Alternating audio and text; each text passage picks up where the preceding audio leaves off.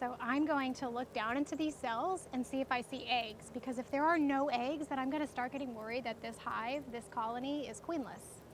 Okay. But first I'm gonna shake off the bees. A queen can lay up to 2,000 eggs a day. If there is a queen in here, I should start seeing eggs real soon. Now I can get a better look down in the cells for eggs. There are eggs in here telling me that we have a queen. Okay, cool. Where are the eggs? They look like a little grain of rice right in the center of the cell. It takes 3 weeks for an egg to develop into an adult bee. From egg turning into a larva, transforming into a pupa, then becoming an adult bee. Once the bees are done hatching, they begin work immediately. One's hatching.